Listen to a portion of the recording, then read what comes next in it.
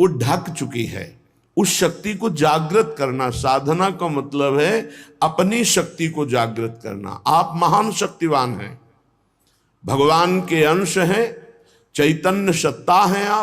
आप में संपूर्ण शक्तियां विराजमान हैं, जो जितनी जागृत कर ले। अब वो विषयों में जो भोगों में रत है, वो अपनी शक्तियों को भूल करके भोगों में शक्तिहीनता का अनुभव कर रहा है उसमें भी शक्ति, पर वो भोगों की आसक्ति के कारण शक्तिहीनता का अनुभव कर रहा है। इसीलिए श्रीपाद कह रहे हैं कि हमें ऐसे भोगी पुरुषों से नहीं मिलना, ऐसे पापी जनों का संभाषण मिलना जुलना नहीं, पर भगवत भाव उनमें भी रखना है, मिलना नहीं है।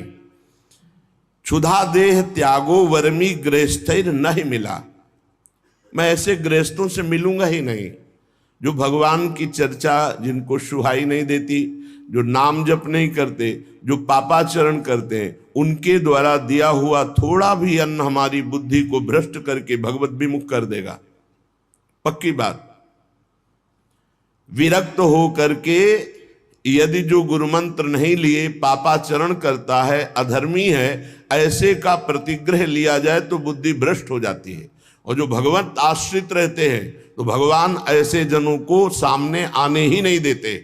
उनके द्वारा निर्धारित वही आपका भरण पोषण होगा जो आपकी बुद्धि को मंगल प्रदान करे, क्योंकि योगक्षेमम वहाम्य हम, उसके योगक्षेम का वाहन भगवान करते हैं। उसको चिंतन नहीं करना पड़ता कि कौन अशुद्ध है कौन शुद्ध है, आएगा ही नहीं अशुद्ध आएगा ही नहीं, क्योंकि भगवद आश्रित है। योगक्षेमम वहाम्यम श्री भगवान कर रहे। मैं श्रेय प्राप्त न युवती समीपम क्षण में, एक क्षण भी एकांत में विपरीत शरीर जहां से हमारा काम भाव प्रकट होता है, उसको आपस में एक मिनट भी एकांत में समय नहीं देना चाहिए। अगर देगा तो भ्रष्ट हो जाएगा। तस्मात् शास्त्रम प्रमाणम, ये शास्त्र प्रमाणित है। काजर की कोठरी में कैसो भी सयान हो जाए, दाग लागी है, पै लागी है, पै लागी है। बहुत सावधान। जिनको सेवा दी गई है कि आप समाज सेवा कीजिए, तो उनको भागवतिक बल भी दिया जाता है, केवल सेवा ही नहीं दी जाती। उनकी निर्विकारता उनके इष्ट और गुरु के बल से सुरक्षित होती है।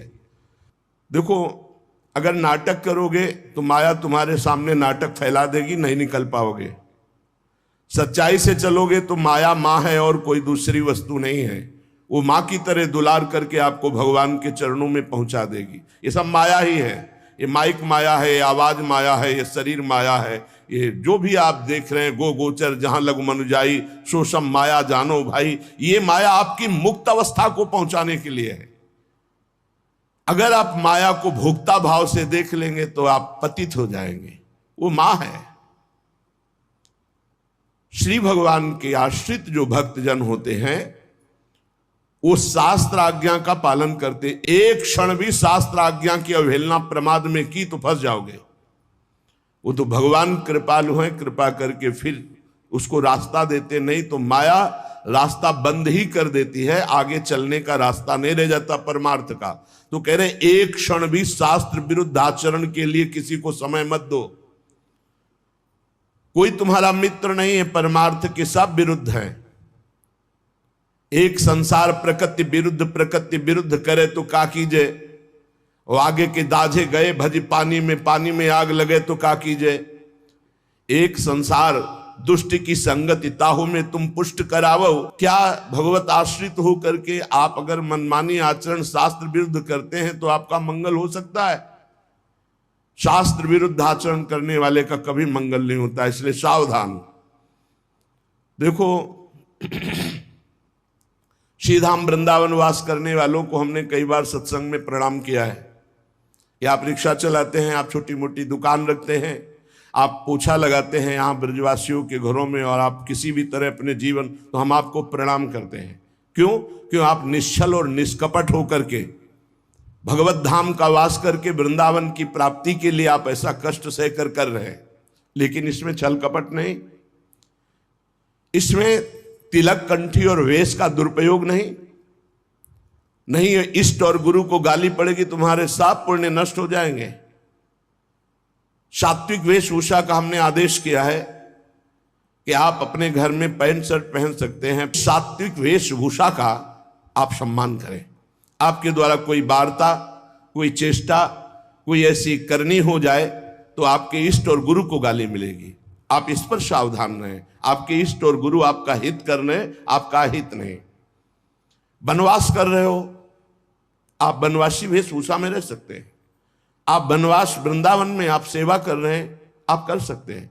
आपके गले में पड़ी होगी गुरु की लॉकेट, आपके मस्तक पर श्री जी का चरण चिन्ह, आप कंठी धारण किए हुए हैं, तो आपको शांत, सौम्य, गंभीर, प्रिय बर्ताव करना है। अशांत और निगेटिव व्यवहार करने वाले पर भी आपको शांत और सकारात्मक भाव, कोई बात नहीं, आप जा सकते हैं।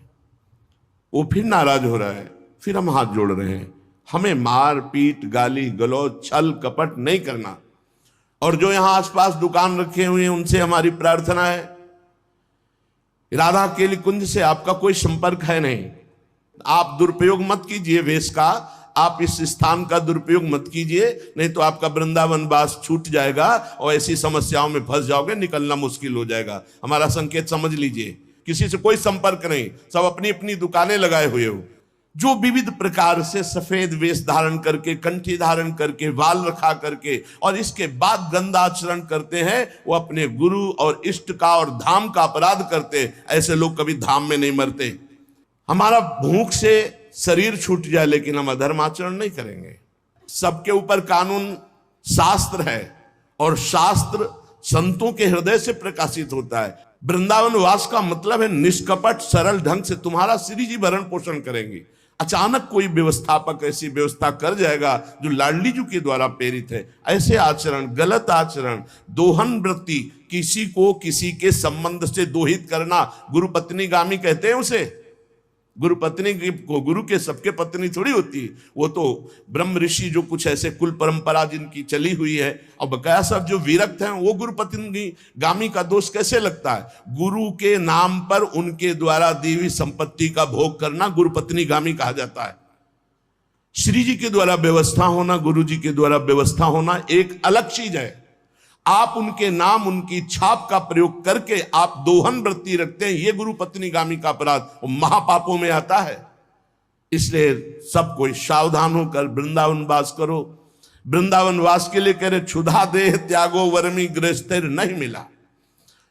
आपने माना कि 5 ग्रंथ बेचे, 5 कंठी बेची, 5 माला बेची, आपको 100 रुपया मिला, तो आप आधा किलो भोजन पाएंगे ना, जो सब्जी दाल 100 रुपये में आपको बहुत बढ़िया आनंद मिलेगा। और आप ये जो हजारों रुपए, तो आपकी विलासिता, भोग बुद्धि बढ़ेगी और पापाचरण बढ़ेगा, धाम से निकाल दिए जाओगे। कहीं ना कहीं ऐसा भयानक रोग होगा, भागोगे यहां से, अशांति पैदा हो जाएगी। बहुत सावधानी की जरूरत है। आप अगर अपनी ये सावधानी नहीं रखेंगे तो ये धीरे धीरे बुद्धि को भ्रष्ट करती चली जाएगी। ऐसी व्यवस्था से रहो, ऐसा कार्य करो जिससे कम से कम निष्कपटता, सरलता, सच्चाई तुम्हारे जीवन में बनी रहे, छल कपट ना रहे। नपि श्रेयः प्राप्तो न युवति समीपम क्षणमय।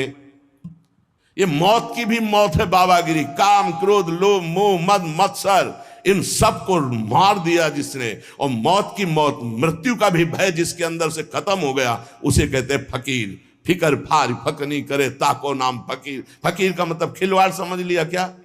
अगर हिम्मत है तो अपने घर से अनुमति लेकर के पूर्ण मर्यादा के अनुसार, और जीवन भर न रुपया के सहारे, एकमात्र भगवान का सहारा।